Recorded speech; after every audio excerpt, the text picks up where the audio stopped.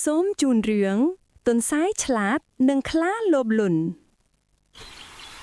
នៅក្នុងព្រៃធំដ៏ស្រស់ស្អាតសត្វទាំងអស់រស់នៅជាសន្តិភាពតែពេលនោះស្រាប់តែមានខ្លាខ្លាំងមួយប្រកាសថាខ្លួនគឺជាស្ដេចនៃព្រៃសត្វតូចៗសុទ្ធតែភ័យស្លន់ស្លោ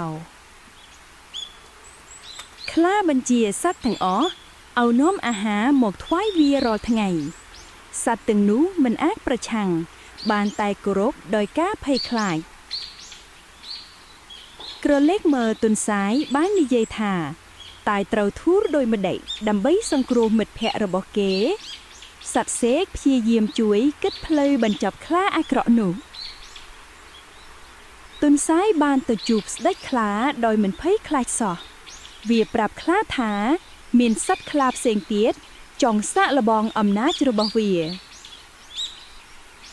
ទន្សាយនោះនាំខ្លាទៅអណ្ដូងចាស់មួយក្នុងព្រៃខ្លាមើលក្នុងទឹកឃើញរូបខ្លួនឯងហើយគិតថានោះជាខ្លាផ្សេងមួយទៀតខ្លាភ័យថាមានសត្វត្រីប្រយុទ្ធជាមួយវា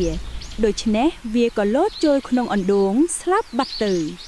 សត្វទន្សាយបានរត់ចេញដោយសុវត្ថិភាព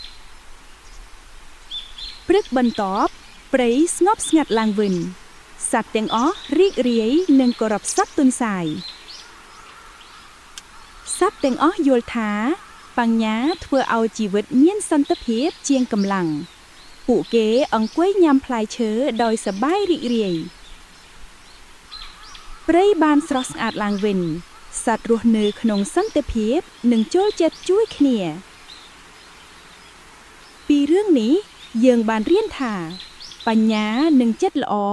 អាចឈ្នះភាពអាក្រក់ការគោរពនិងសុចរិតជាគន្លងនៃសន្តិភាពសូមអរគុណ